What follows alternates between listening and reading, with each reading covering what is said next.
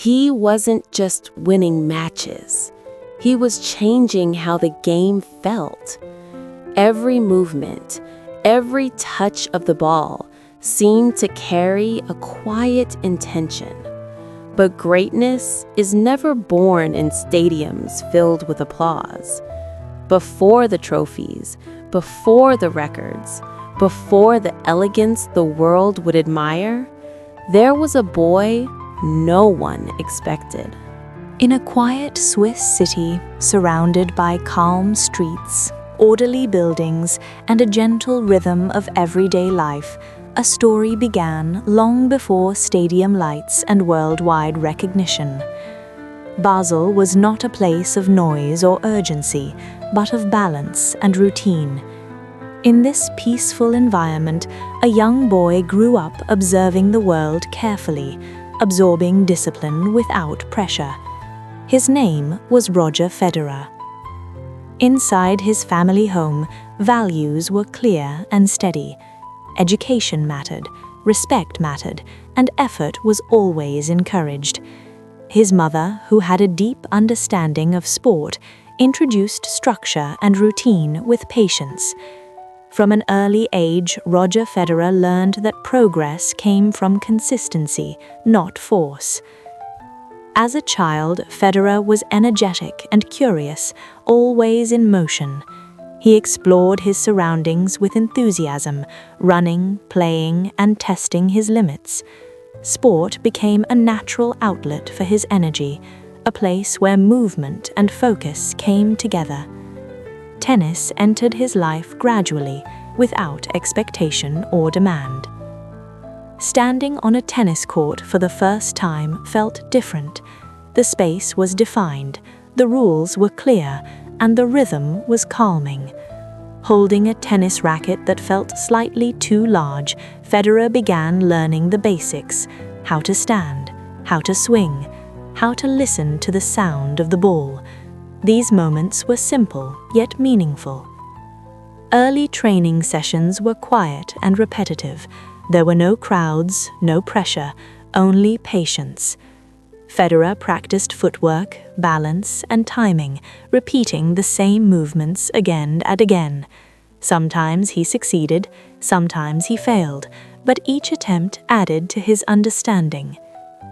Emotion played a strong role in these years. Roger Federer was competitive and sensitive, often frustrated when things did not go as planned.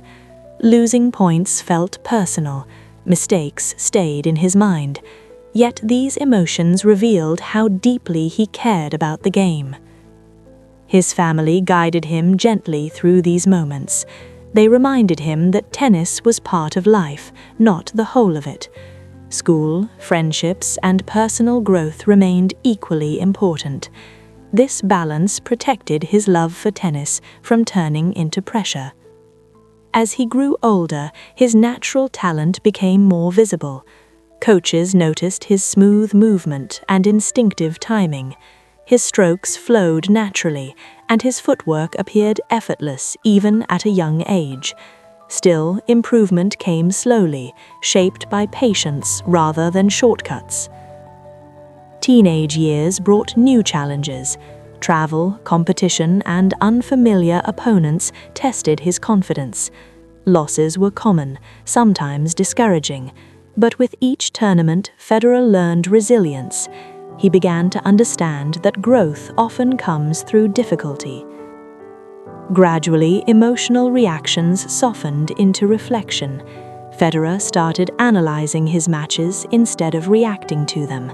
He learned to accept defeat as information, not failure.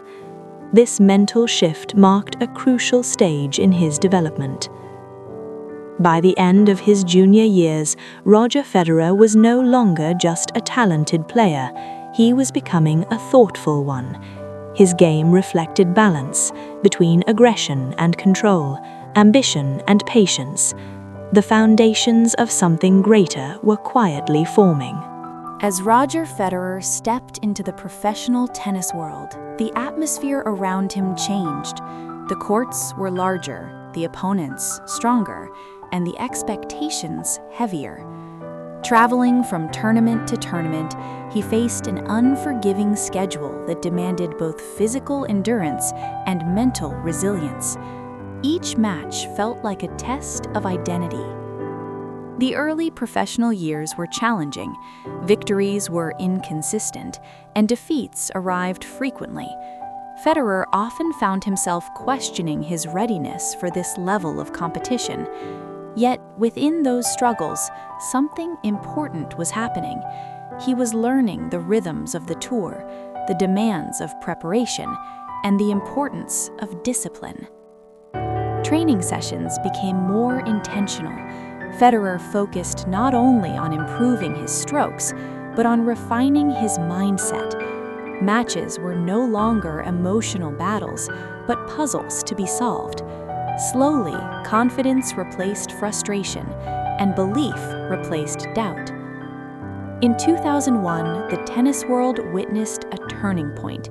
At Wimbledon, on the sport's most iconic brass courts, Roger Federer faced Pete Sampras, a symbol of dominance and tradition. The match was intense and unpredictable. Federer played with courage, mixing precision with instinct, refusing to be overwhelmed by reputation. When the final point was played, the result resonated far beyond the scoreboard. Federer's victory was not just an upset, it was a statement. A new generation had arrived, bringing a different style, a different energy, and a different vision of the game. From that moment forward, his presence on the tour changed. Federer carried himself with greater assurance. His movements on the court appeared smoother, his decisions more confident. He began trusting his instincts, allowing his natural rhythm to guide his play. Success followed steadily. Tournament titles began to accumulate, each one reinforcing his belief. By 2003, Roger Federer captured his first Grand Slam title at Wimbledon. Standing on that historic court, holding the trophy, he crossed an invisible threshold from contender to champion. The years that followed were extraordinary. Federer entered a period of dominance rarely seen in professional tennis. Season after season, he delivered performances marked by elegance and control. His footwork seemed effortless, his timing precise, his game balanced and complete. What set him apart was not only victory, but style. Federer played with creativity, mixing aggressive attacks with delicate touch. He adapted to surfaces, opponents, and conditions with remarkable ease. Watching him play felt less like witnessing struggle and more like observing harmony. Crowds around the world responded to this uniqueness. Stadiums filled with fans eager to see something beautiful as much as something competitive. Federer's matches became events, moments where tennis felt elevated beyond sport. Yet dominance invited resistance. New rivals emerged, bringing physical power, relentless intensity, and unwavering determination. Matches became longer, more demanding, and emotionally charged. For the first time in years, Federer faced sustained pressure. Losses returned, sometimes painfully. Grand Slam finals slipped away. Expectations weighed heavier. But instead of breaking, Federer adjusted. He analyzed his game, refined his strategy, and searched for ways to evolve rather than resist. This period tested his character deeply. Winning was no longer automatic. Every point required intention. Every match demanded focus. Through these challenges, Federer learned endurance, not just physical, but emotional. As rivalries intensified, the sport itself transformed. Tennis became faster, stronger, and more physical. Roger Federer responded not by abandoning his style, but by sharpening it. Precision became his weapon, intelligence became his advantage. Despite the battles, his sportsmanship remained constant.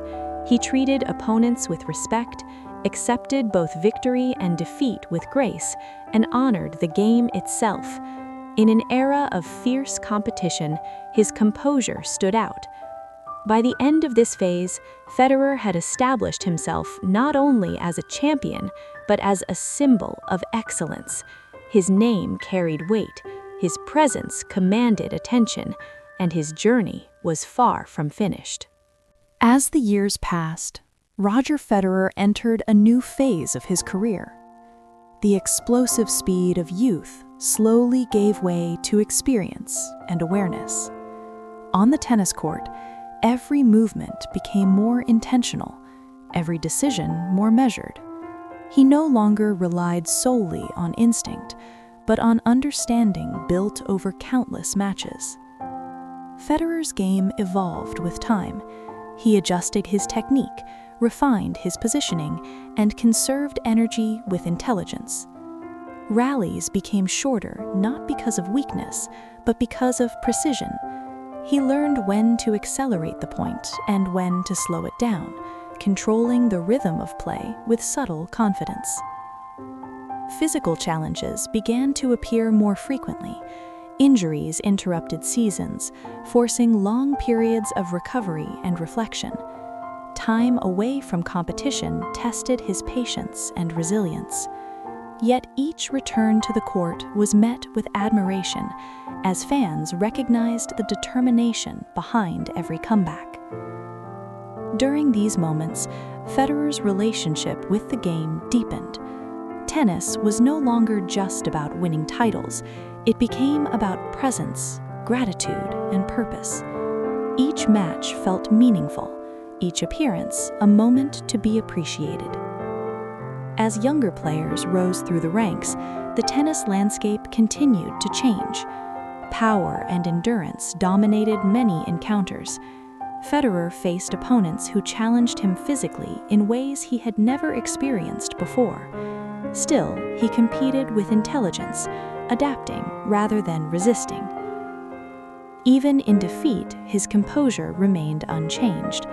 Roger Federer accepted losses with dignity, acknowledging the effort of his opponents. His sportsmanship continued to set a standard, reminding the world that respect is as important as victory. Off the court, his influence expanded beyond competition. Through philanthropy and mentorship, Federer used his platform to inspire others.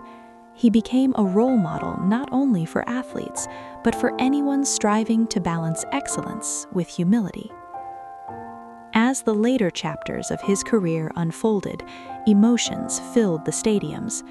Fans no longer came only to witness competition, but to celebrate a journey. Every serve, every rally, and every pause carried meaning. The atmosphere surrounding his matches became deeply personal. When the time came to step away from professional tennis, the moment felt both inevitable and profound. Roger Federer's farewell was not defined by a single match, but by a lifetime of memories. The applause reflected gratitude rather than goodbye. What he left behind extended far beyond records and trophies. Federer's legacy was written in movement, attitude, and philosophy. He showed that greatness does not need to be loud, and dominance does not require aggression.